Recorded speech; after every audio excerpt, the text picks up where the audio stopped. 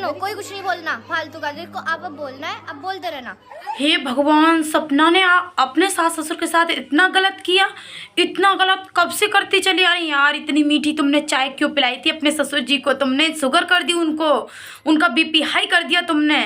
क्या यार सपना, तुमने बहुत गलत किया अपने ससुर के साथ। अब तुम्हें पता है अंशु के घर गए हैं, अब वहाँ पर जाकर उनका शुगर भी ठीक हो जाएगा, बीपी भी ठीक हो जाएगा।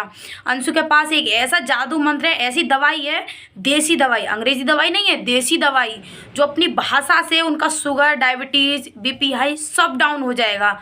तुमको नहीं पता है? अंशु, जिसको जो बोलना है बोलो, कोई कुछ भी नहीं बोलेगा। आप कुछ भी करो उन मासूम सी बच्चियों के साथ, कोई कुछ भी नहीं बोलेगा। वाह अंशु वाह, सिंपैथी लेने के लिए खुद ने आरू आरोही का फोटो लगा दिया, बैनर लगा दिया, और फिर ऑफ कैमरा क्या सब चल रहा है ना सपना की ज़िंदगी में पता है, उसके फेस से पता चलता है। लेकिन आप ऑफ कैमरा उसके साथ क्या सब नहीं करने वाले हो। और ये सपना good news good news good news की बात करती हो ना सपना, तुम बहुत ज़्यादा पछताओगी, बहुत ज़्यादा पछताओगी। कहीं ना कहीं तुम भी सबसे बड़ी गलत हो, तुम्हारी भी बहुत बड़ी गलती है। आज मैं बताने वाली हूँ कि तुम क्यों इतना गलत कर रही हो। आखिरकार जो तुम कर रही हो ना ऑन कैमरा, इसी वजह से ही तुम्हारे खतरा मंडरा रहा चारों तरफ।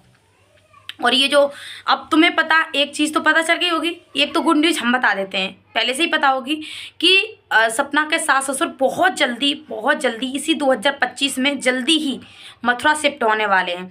सपना भी मथुरा में, सपना के बच्चे भी मथुरा में, सास ससुर भी मथुरा में, मौसी मौसा भी मथुरा में, और हो सकता है अंशु भी मथुरा में रहेगी। क्या सपना आपने ये मथुरा में घर लेकर अच्छा किया है? अच्छा किया है। सपना ने तो वो मथुरा में घर इसलिए लिया था ताकि जो सपना का मथुरा वाला घर है शायद वो पिघल जाए कैसे भी करके और वो मथुरा वाला घर सपना को दे दे। लेकिन सपना को क्या पता था कि मैं यहाँ शिवपुरी से मथुरा आ जाऊँगी, मथुरा में भी मेरे पीछे पीछे कांटे आ रहे हैं। नहीं पता था सपना को। लेकिन सपना, तुम्हारे पीछे पीछे कांटे आ रहे हैं और तुम्हारे घर के चारों तरफ कांटे मंडरा रहे हैं। उन कांटों से तुमको कैसे बचना है वो भाई तुम ही जानो। सच बता रही हूँ सपना, तुम्हारा ये पिंड नहीं छोड़ने वाले।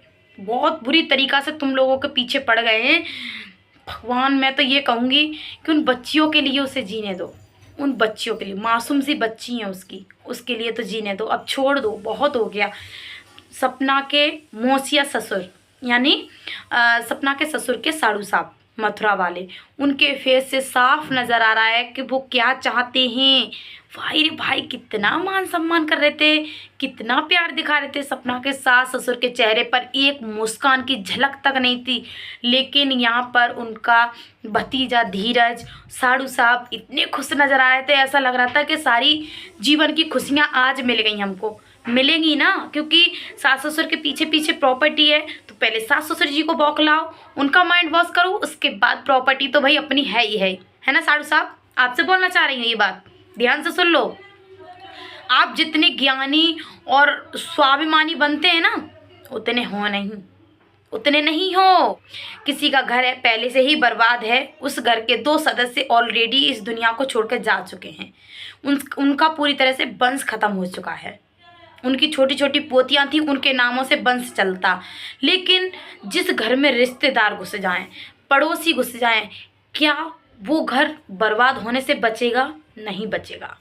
इस सपना का घर बर्बाद इसीलिए हुआ है क्योंकि इस घर में पड़ोसियों ने और रिश्तेदारों ने जगह बना ली। और मिस्टर पड़ोसी, आपसे बोलना चाहूँगी, अगर आपकी आंखों में थोड़ा बहुत शर्म हो ना, थोड़ी बहुत भी, तो आज के बाद अंकल आंटी को ब्लॉग में मत लेना। आज के बाद अंकल आंटी के घर मत जाना। अब बोलोगे क्यों? क्योंकि इसीलिए उस दिन हमने तुम्हारी ऑफ कैमरा की सच्चाई जान ली धीरज के ब्लॉग में। आप कैसे झांक रहे थे, अंकल आंटी कब निकल रहे हैं, ऐसे झांक रहे थे। आपकी इतनी भी हिम्मत नहीं थी कि उस घर में जाकर मैं पूछ लूँ अंकल आंटी आप कहाँ जा रहे हो घर छोड़कर, या कहाँ जा रहे हो, कब आ रहे हो ऑन कैमरा। नहीं थी ना हिम्मत।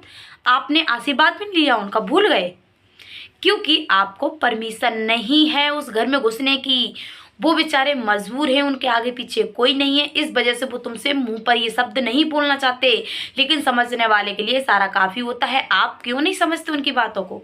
वो नहीं चाहते कि आप उनके घर में जाएं, उनके घर में दखल अंदाजी करें या कुछ भी ऑन कैमरा उनकी बातों को रखें या उनको दिखाएं। लेकिन आप नहीं मानेंगे, आपको तो व्यू और सब्सक्राइबर चाहिए, है ना। मत ऑन कैमरा उनको अच्छा दिखाओ, मत बोलो कि अंकल आंटी बहुत अच्छे हैं, बहुत दुखी हैं। सबको पता है बहुत दुखी हैं। जिनके 2 बेटे चले जाते हैं उनके माँ बाप से पूछो, उनकी ज़िंदगी कोई ज़िंदगी नहीं रहती, सिर्फ सांस चलती है, ये समझ लो। हम भी समझते हैं उनका दुख, सब कोई समझता है, लेकिन आप जो ऑन कैमरा उनका दुख समझते हैं ना, उतना ऑफ कैमरा उनका दुख समझेंगे ना तो थोड़ा उनका दुख कम हो जाएगा। लेकिन नहीं, आपको तो आग लगवानी है। आपने सबसे पहले जस्ट जैसे ही अंकल आंटी घर से निकले वैसे ही जल्दी जल्दी एडिटिंग करी और अपलोडिंग करके ब्लॉग डाल दिया सोशल मीडिया पर, ताकि ये ब्लॉग जल्दी से जल्दी सपना देखे या सपना के चाहने वाले देखें और ये कंट्रोवर्सी बने और सपना के शरीर में, तन बदन में आग लग जाए, है ना। लेकिन सपना के आग नहीं लगेगी। सपना बहुत बच रही है उन लोगों से, लेकिन ये लोग बचने नहीं दे रहे। ये सपना को ऐसे पकड़ रहे हैं, ऐसे कैसे पकड़ेगी, चिपक की तरह चिपकने की कोशिश कर रहे हैं, लेकिन नहीं चिपकेगी। मुझे जहाँ तक है वहाँ तक सपना आपसे यही कहना चाहूँगी, सबसे बड़ी आपकी गलती यही है कि आप जो ऑन कैमरा हैं वो ऑफ कैमरा नहीं हैं। ऑन कैमरा में ऑफ कैमरा में आप में ज़मीन आसमान का अंतर है। अब क्यों? क्योंकि आप उस दिन वहाँ से विदा ले रही थी, जहाँ गई थी गांव में, किसके गाँव गई थी पता नहीं, मुझे नहीं पता। वो उनके कंधे से कंधा मिलाकर वो आपकी बहन भी रो रही थी, वो आंटी जी भी रो रही थी, लेकिन आपकी आंखों में आंसू थे, लेकिन आप उन आंसुओं को पूरी तरह से निगल गई थी, पी गई थी। आपने एक आंसू सोशल मीडिया पर नहीं दिखाया डालकर। क्या आपके इमोशन को हम नौटंकी बताएंगे? चाहने वालों की बात कर रही हूँ, हेटर्स तो कुछ भी बता सकते हैं। आपके चाहने वाले, आप रोगी, क्या आपको पति की याद नहीं आएगी? कभी कभी नहीं आएगी, आएगी, रोज आती है, तीसरे दिन आती है, हर समय तुम्हारे दिमाग में तुम्हारे पतियों की ही याद बहरी रहती है, लेकिन आप ऑन कैमरा ये सब नहीं दिखाती। आप उस दिन विदा ले रही थी, कंधा से कंधा मिलाकर, सब लोग रो रहे थे, लेकिन आपने नहीं दिखाया। आपने इसीलिए नहीं दिखाया ताकि लोग मुझे नौटंकीबाज बताएंगे, है ना, ताकि ये बताएंगे कि रोना गाना करती रहती है। नहीं सपना, ये तुम्हारी बहुत बड़ी गलतफहमी है। जो तुम्हारे साथ हो रहा है, जो तुम्हारी इमोशन है, जैसी तुम अंदर से हो वैसा रियल दिखाओ यार, रियल दिखाओ।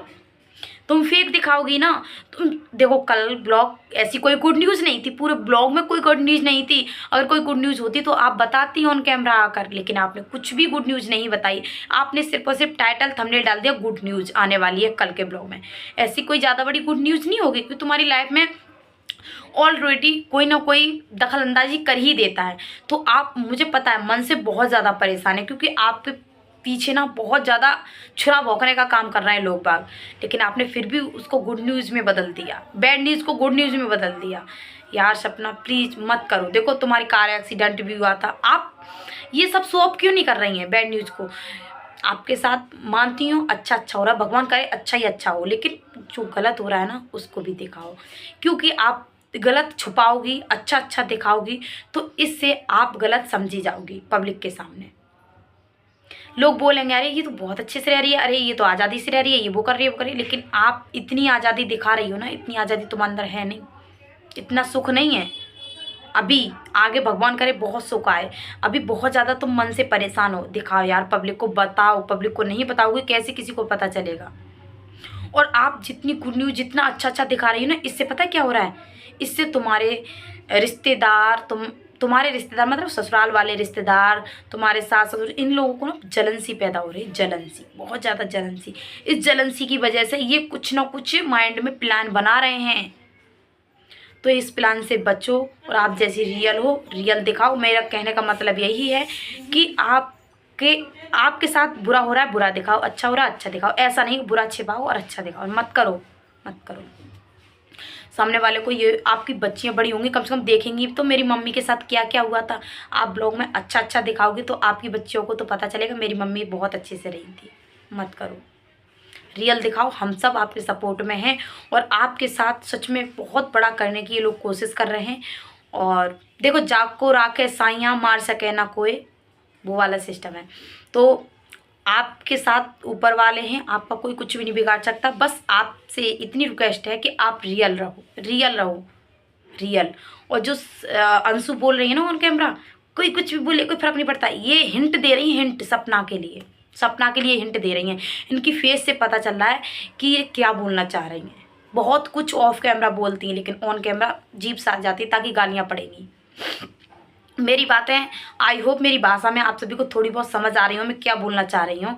मेरा कहने का मतलब है कि सपना आप जो रियल हो ना दिखाओ बस, और जो तुम्हारे साथ हो रहा है बताओ। एक सोशल मीडिया ही तुम्हारे पास एक जरिया बचा है दुख सुख शेयर करने का।